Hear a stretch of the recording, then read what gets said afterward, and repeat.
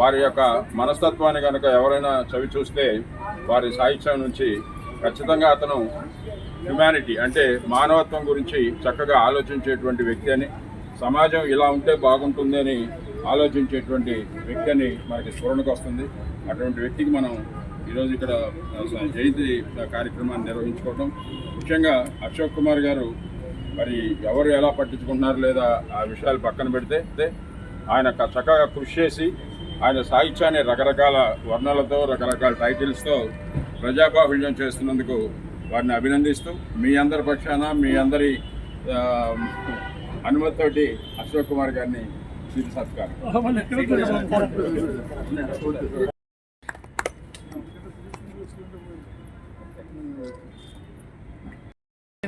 శ్రీశ్రీ గురించి రాయనివాడు, శ్రీశ్రీ గురించి పట్టించుకున్నవాడు అసలు ఆధునికుడు కాలేడు, ఆధునిక రచయిత కవి కాలేడు అనేటటువంటి ఒక స్థాయిలో ఉన్నటువంటి వాడు శ్రీశ్రీ. మరి పాశ్చాత్య దేశాల్లో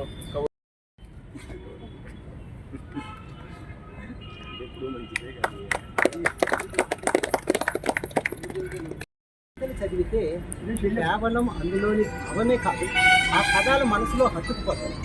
ఇప్పుడు వచ్చిన కవిత్వం చాలామంది వచ్చిన కవిత్వం రాస్తున్నాము. దానికి శ్రీశ్రీ గారికి ఉన్న తేడా ఏంటంటే ఆ పదాలు మనల్ని వెంటాడదు, మర్చిపోనివ్వదు. ఆ భావం మనం మర్చిపోదు, ఆ పదాలు మర్చిపోదు.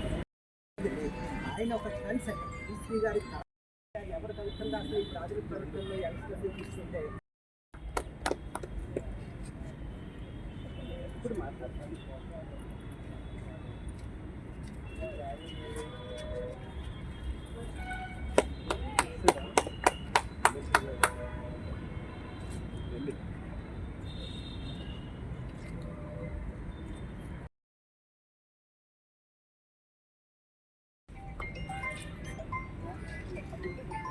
కొన్ని దశాబ్దాల క్రితం వచ్చిన సినిమాల్లో తప్పనిసరిగా జానపద పాటలు కానీ రూపకాలు కానీ ఉండేవి. అవి ఎంతో కొంత ప్రభావం చూపించాయి మన సమాజం యొక్క నడక మీద కానీ, అలాగే సమాజంలో ఉన్న వాళ్ళ యొక్క మనస్తత్వాల మీద కానీ. అయితే కొద్ది దశాబ్దాల క్రితం మాత్రం ఆకలి రాజ్యం అని కానీ, అలాగే ఇంకా ఇటువంటి కొన్ని సినిమాల్లో శ్రీశ్రీ గారి పాటల్ని యథాతథంగా వాడటం, అటువంటి పాటలు విన్నా చూసిన ప్రేక్షకులు శ్రీశ్రీ గారి గురించి మరింత తెలుసుకోవాలనే ఒక తపన పడటం, ఆ రకంగా శ్రీశ్రీ గారి సాహిత్యానికి ఆ తరంలో లేని గుర్తింపు ఈ తరంలో ఉన్న గుర్తింపు మధ్య తరంలో ఖచ్చితంగా వచ్చిందని చెప్పి నేను భావిస్తున్నాను. ఆ పద్యాలు మామూలుగా సాహిత్యంలో రాసినవి కాకుండా సినిమాల్లో రాసినంత వరకు శ్రీశ్రీ పద్యపానం అనే పేరుతో మేము పుస్తకం తీసుకొచ్చాం. అది మన లక్ష్మీ గారు శ్రీశ్రీ పద్యపానం. శ్రీశ్రీ సినిమా పద్యాలు ఎవరు గ్రంథస్థం చేయలేదు. ఇలా దేవకుమార్ గారు మాట్లాడతా అశోక్ కుమార్ గారు చాలా మందితో రాయించారన్నారు. నిజాన్ని నేను ఎప్పుడు రాయలేదు, కానీ నాతో కూడా రాయించారు. ఫస్ట్ రాయించారు. రెండో విషయం, శ్రీశ్రీ మహాప్రస్థానం 70 సంవత్సరాల సందర్భంగా విజయవాడ బుక్ ఫెస్టివల్లో మేము సదస్సు పెట్టాం. జనవరి 7వ తారీఖు 8వ తారీఖు దాంతో ప్రారంభమైంది. మూడో అంశం ఏంటంటే ఈరోజు దేశంలో ఉన్నటువంటి పరిస్థితులు ఏ విషయాన్ని కూడా ప్రశ్నించడానికి వీల్లేదు. ప్రశ్నిస్తే నువ్వు దేశద్రోహి అవుతావు. నువ్వు కాశ్మీర్లో ఇంకో రకంగా మాట్లాడకూడదు. నువ్వు పాకిస్తాన్ని తిట్టు, హిందూ మతాన్ని తిట్టకూడదు, ముస్లింలను తిట్టు తప్ప ఇంకో రకంగా మాట్లాడితే నువ్వు దేశద్రోహి అవుతావు, లోపలికి వస్తావు. నిరుద్యోగం గురించి మాట్లాడతావా, లోపలేస్తావు. ఆర్థిక రంగం గురించి, దోపిడీ గురించి మాట్లాడతావు, లోపలేస్తావు. అసలు మత సామ్రాజ్యం గురించి మాట్లాడతావు, లోపలేస్తావు. అందుకని భారతదేశంలో నువ్వు ప్రశ్నించడానికి ఏమాత్రం అవకాశం లేదు. ఒక ప్రత్యేకమైన పరిస్థితి, చాలా నిందితున్న పరిస్థితి ఉంది. ఈ పరిస్థితిని ప్రశ్నించడానికి మనకి శ్రీశ్రీ సాహిత్యం మనకి శక్తిని ఇస్తుంది. శ్రీశ్రీ అనే వ్యక్తి ఇట్లాంటి అనేక సంస్థలను కలపడానికి కేంద్రంగా ఉంటాడు. అందుకని శ్రీశ్రీ గతం కంటే కూడా ఈరోజు చాలా రిలీవర్స్.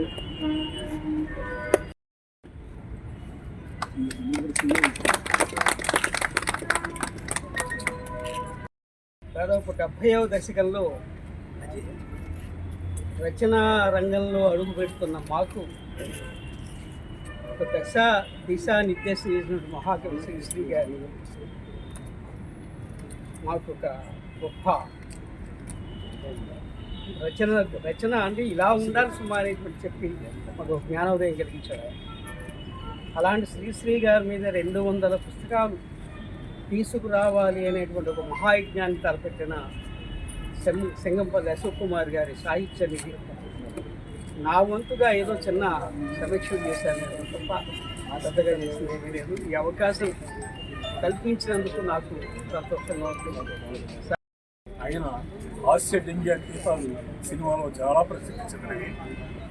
అవి ఇప్పటికి కూడా చాలా గిలిగిందులు పెట్టే గీతాలు. ఈ ప్రత్యేకత ఏమిటి అంటే ఏ రచయితని ఇట్లా ప్రత్యేకంగా సినిమా పద్యాలు లేదా సినిమాలో ఉండే హాస్య గీతాలు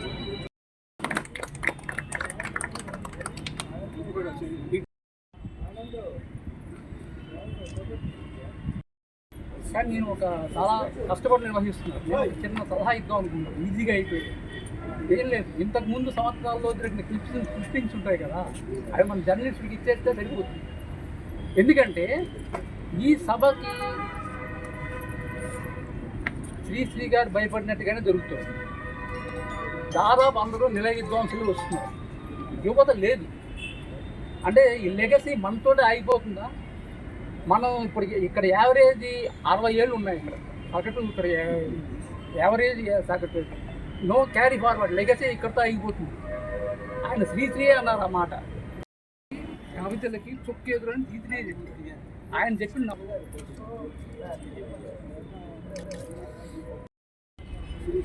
ఈయన మాకు ఇచ్చిన తర్వాత అమరుడైపోయాడు ఆయన.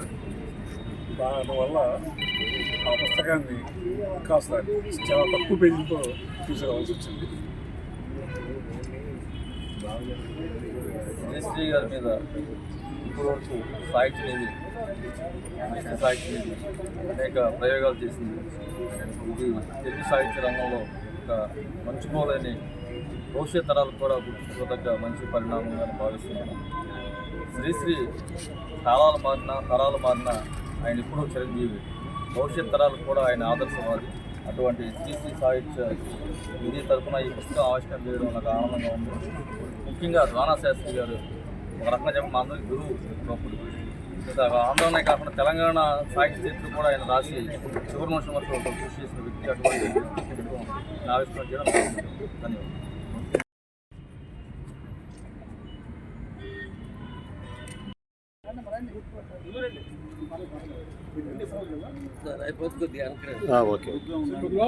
సార్ మీరు కూడా కొద్దిగా అయిపోతే వెనకరండి సార్.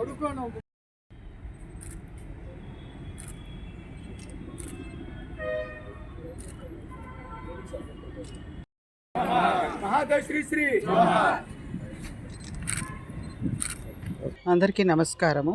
ఈరోజు శ్రీశ్రీ జయంతి సందర్భంగా తుమ్మలపల్లి కళాక్షేత్రంలో మేము ఒక 15 ఏళ్ల నుంచి నిర్వహిస్తున్నాం. ఎక్స్రే సంస్థ, తర్వాత అశోక్ కుమార్ గారు, శ్రీశ్రీ పుస్తకాల ముద్రణ చేసే అశోక్ కుమార్ గారు అందరం కలిసి ఈ బాధ్యతగా ఈ జయంతి ఉన్నతంగా నిర్వహిస్తున్నాము. దీనికి పుస్తకాలు కొన్ని ఆవిష్కరణ చేశాము, ఆయన రచించినవి. తర్వాత ఆహ్వానితులకు అన్ని రకాలుగా ఇన్విటేషన్స్ ఇచ్చి ఇది ఒక కార్యక్రమంగా ప్రతి సంవత్సరము శ్రీశ్రీ మీద అభిమానంగా నిర్వహిస్తున్నాము. ఆయన అభిమానులు అందరూ వచ్చి చక్కగా ఆయనకు నివాళులు అర్పిస్తున్నారు. ఇది శ్రీశ్రీకి మేము ఇస్తున్న చిన్న కానుకగా అనుకుంటున్నాము, మా అదృష్టంగా భావిస్తున్నాము. విజయవాడ తుమ్మలపల్లి కళాక్షేత్రంలో చక్కగా కార్యం నిర్వహణ చేస్తున్నాము. ఇది ప్రతి సంవత్సరం ఇలాగే జరగాలని, ముందు ముందు మాకంటే యూత్ కూడా ముందుకు రావాలని, యువకులు శ్రీశ్రీ మీద అభిమానంతో ఆయన పుస్తకాలను చదివి ఆయన అర్థం చేసుకొని ముందుకు రావాలని ఆశిస్తున్నాము.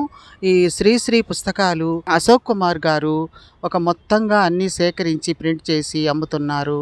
ఆయన దగ్గర తీసుకొని ఆయన్ని మర్చిపోకుండా మన జ్ఞాపకం పెట్టుకోవాలని, ఆయన సినీ రచయితగా కానీ, సగటు మనిషి హృదయం ఎరిగిన రచయితగా కానీ, శ్రీశ్రీ హాస్య పాటలు కానీ, సినీ తెలుగు వీరలేవరా లాంటి, అల్లూరి సీతారామరాజు లాంటి వీర తెలుగు భాషా సంస్కృతికి సంబంధించిన దేశభక్తి పాటలు కానీ అన్ని రకాలు రాసిన శ్రీశ్రీ మనం మర్చిపోలేని మహోన్నత వ్యక్తి. ఆయన సగటు మనిషి భావము, మనసులోని భావాన్ని ఎరిగి గుర్తించి చక్కగా సంఘంలో జరిగే కష్టజీవుల, శ్రమజీవులను చక్కగా తన పాటలలో, కవిత్వంలో ఇమడ్చి చక్కగా మనకు అందజేసినారు. ఆయన పుస్తకాలను రీసెర్చ్ చేసేవాళ్ళు కూడా చాలామంది ఉన్నారు రచయితలు. ఆయనని ఎన్నడూ ఈ ఆంధ్రావని మర్చిపోలేరు.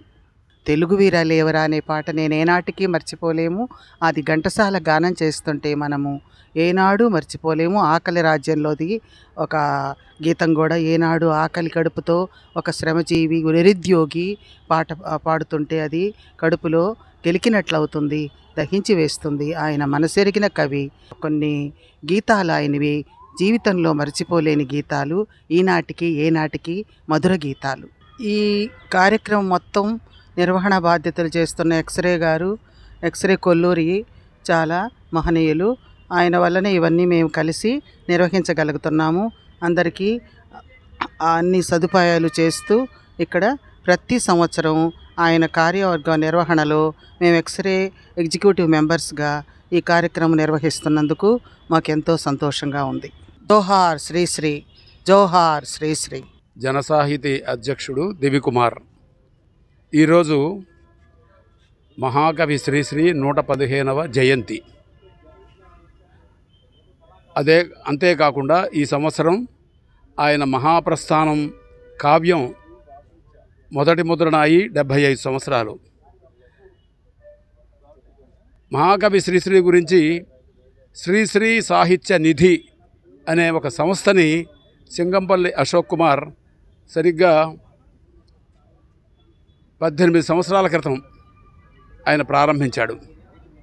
అప్పటి నుంచి పుస్తకాల మీద పుస్తకాలు, ఈ రోజుకి 194 పూర్తయినాయి. త్వరలో 200 పుస్తకాలు శ్రీశ్రీ మీద, అంటే శ్రీశ్రీ రచనలు, శ్రీశ్రీ మీద ఇతరులు రాసిన రచనలు అన్నీ కలిపి 200 పుస్తకాలు. బహుశా భారతదేశంలోనే మరి ఏ కవికి జరగనటువంటి ఒక గొప్ప నివాళి అది. ఒక కవిత్వానికి శ్రీశ్రీకి. శ్రీశ్రీ కేవలం కవిత్వం కాదు, శ్రీశ్రీ అంటే చాలామంది కేవలం కవి అనుకుంటారు. అంటే మహాప్రస్థానము, ఖడ్గ సృష్టి, మరో ప్రస్థానము, ఇవి రాసిన కవి, లేదా సినిమా పాటల కవి అని అనుకుంటారు. ఆయన నాటికలు రాశాడు, కథలు రాశాడు, ఇంకా ఎన్నెన్నో ఆయన రచనల్లో సమీక్షలు రాశాడు. ప్రశ్నలు జవాబులు ఉంటాయి ఎన్నో. అంటే అవన్నీ కనుక మనం ఒకసారి పరిశీలనగా తీసుకుని చూస్తే ఆయన యొక్క బహుముఖమైనటువంటి ప్రకర్ష మనకు అర్థమవుతుంది. అట్లాంటి శ్రీశ్రీని ఈ రోజున ఇవాళ ఉన్నటువంటి పాలకులు ఎట్లా తయారయ్యారు అంటే, తాతగారి నాన్నగారి భావాలకు దాసులు, నేటి నిజం చూడలేని కీటక సన్యాసులు లాగా తయారయ్యారు. ఇక్కడ తాతగారి నాన్నగారి అంటే కేవలం మన తండ్రులు, మన తాతలు అని కాదు దాని అర్థం. ఒక కాలం చెల్లిపోయిన భూస్వామ్య సంస్కృతికి ప్రతినిధుల్లాగా, అట్లాగే కుళ్ళి కంపు కొడుతున్నటువంటి సామ్రాజ్యవాద సంస్కృతిని పెంచి పోషించేవాళ్ళులాగా ఇవాళ ఒక సాంస్కృతికమైనటువంటి ఒక పతన దశకి నేటి పాలకులు అటు కేంద్రంలోనూ ఇటు రాష్ట్రంలోనూ తీసుకువెడుతున్నారు. వాళ్ళు మతాన్ని ఉన్మాదమే మతంగా మార్చేటటువంటి ప్రయత్నంలో ఉన్నారు. దాన్ని ఈ దేశ ప్రజలు అంగీకరించరు. అది ప్రశ్నించేటటువంటి గుణం శ్రీశ్రీ ఈ దేశానికి, ఈ తరానికి, ఈ కవులకి నేర్పాడు. ఆ రకంగా ఇప్పుడు ఈ దేశంలో ఉన్నటువంటి పరిస్థితులని ప్రశ్నించేటటువంటి నూతన తరాల్లోకి శ్రీశ్రీని తీసుకువెళ్ళాలి. ఆ ప్రశ్నించే గుణాన్ని పెంచాలి. కనుక అది వాళ్ళు ప్రశ్నించి చిరకాలం జరిగిన మోసం, బలవంతుల దౌర్జన్యాలు, ధనవంతుల పన్నాగాలు ఇంకానా ఇకపై చల్లవు. ఒక వ్యక్తిని మరొక వ్యక్తి, ఒక జాతిని వేరొక జాతి పీడించే సాంఘిక ధర్మం ఇంకానా ఇకపై సాగదు అని శ్రీశ్రీ ఏవైతే తన దేశ చరిత్రలో రాశాడో, నినదించాడో వాటిని ఈనాటి తరం అందిపుచ్చుకుని ముందుకు వెళ్ళాలి. అప్పుడు మాత్రమే శ్రీశ్రీకి ఇంకా శ్రీశ్రీ అంటే వ్యక్తి కాదు, శ్రీశ్రీ అనేది ఒక శక్తి. ఆ శక్తి జాతికి, తెలుగు జాతికి, భారతదేశానికి ఆ శక్తి అది అందాలి. ఆ విధమైనటువంటి కృషి సాగించడంలో భాగంగా ఇక్కడ ఈ 115వ జయంతి సభ తుమ్మలపల్లి కళాక్షేత్రంలో ఉన్నటువంటి శ్రీశ్రీ విగ్రహం దగ్గర జరిగింది. అనేక మంది ఇవాళ 7 పుస్తకాలు ఆవిష్కరించారు. దానికి మొత్తానికి వెనకాల కారకుడు ప్రేరకుడు అయినటువంటి సింగంపల్లి అశోక్ కుమార్ వాటన్నిటినీ ఆ పుస్తకాల ప్రచురణకు బాధ్యత వహించి 7గురితోటి వాటిని ఆవిష్కరింపజేశాడు. ఈ సభకి విచ్చేసిన వాళ్ళందరికీ ధన్యవాదాలు చెబుతూ నమస్కారం. శ్రీశ్రీ సాహిత్య నిధి నిర్వహిస్తున్న కన్వీనర్ని. నా పేరు సింగంపల్లి అశోక్ కుమార్. ఈ 2010 శ్రీశ్రీ శత జయంతి ముందు నుంచే 3 సంవత్సరాల ముందు నుంచి శ్రీశ్రీ సాహిత్య నిధి అని స్థాపించి శ్రీశ్రీ సాహిత్యాన్ని శ్రీపై సాహిత్యాన్ని విభిన్న పుస్తకాల కింద వేసుకుంటూ ఇప్పటిదాకా వస్తున్నాము. మొదట 100 పుస్తకాలు 100 పుస్తకాలు హోర్ అనే పేరుతాము. రెండో 100 పుస్తకాలు 100 పుస్తకాలని పేరుతాను ప్రచురించడం జరిగింది. 100 పుస్తకాల హోరులో అంటే ఇప్పటికీ 194 పుస్తకాలు ప్రచురించాము. ఈరోజు శ్రీశ్రీ 115వ జయంతి సందర్భంగా అంటే శ్రీశ్రీ శత జయంతి నుంచి ఇప్పటి వరకు ప్రతి జయంతికి విగ్రహం దగ్గర పుస్తకాలు ఆవిష్కరించుకుంటూ వస్తున్నాం. ఈరోజు 9 పుస్తకాలు ఆవిష్కరించడం జరిగింది.